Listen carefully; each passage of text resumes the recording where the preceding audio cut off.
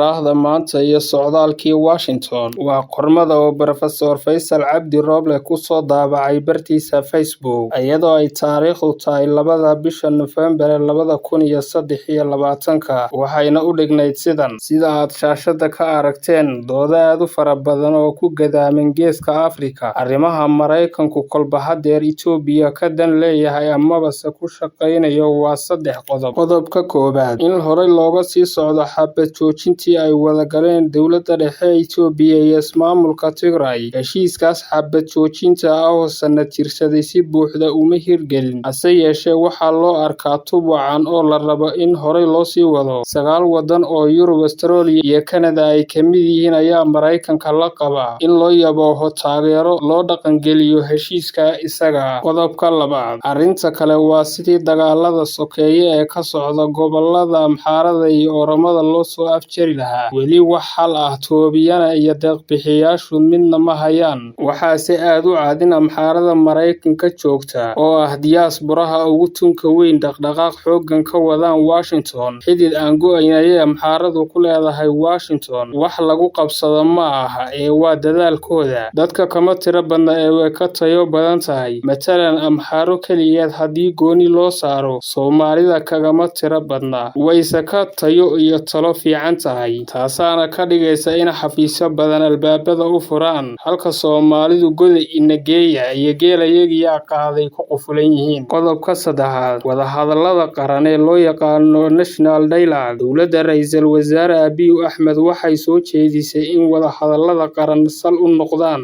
geeddi-socodka nabadeynta Itoobiya. Xisbiyo badan oo diyaasbaro taladaasi ma qabaan. Waxay rabaan in wax la dhaho Transitional Justice, cadaalad ku meel gaar ah lagu soo dabaqo dhibka ka dhaca Itoobiya. Anigu waxaan Soomaali ahaan ku dooday in dib loogu noqdo wixii Soomaali gaaray 2007 ilaa 2014, lagu daro wadahadallada iyo cadaaladda ku meel gaarka ah. Waad xasuusataan gabadhii Saahid ee Soomaaliyeed ee xilligii EPRDF siliga qoorta lagaga goyn gaadhay. Dowladda Maraykanka ayaa iyadu wada in Ra'iisul Wasaare Abiy Ahmed taladiisa gedi ahaanba la tuurin, laakiinse la maxkamadeeyo ciddii dunuub xuquuqul insaan geysatay. Haddaba sidii dunuubtaas loo baari lahaa ama ciddii baari lahayd weli lagama heshiin. Gunaanad, shalay waxaan si gaar ah ula hadlay gacan-yaraha Senator Desk Durbin oo ah senatarka guddoomiyaha u ah gobolladaas guddiga dhaqaalaha. Waxaan si baaxad leh ugala hadlay deeqda USAID bixiso inaanay Soomaalida si waxtar leh loogu keenin. Waxaana looga ballan qaaday in arrinka laga hadli doono Ismaadaas Bowers oo ah maareeyaha USAID. Soomaaliya geeskuma degana ee foojignaada. Intaas ayuu qormada ku soo afjaray Professor Faysal Cabdi Roble.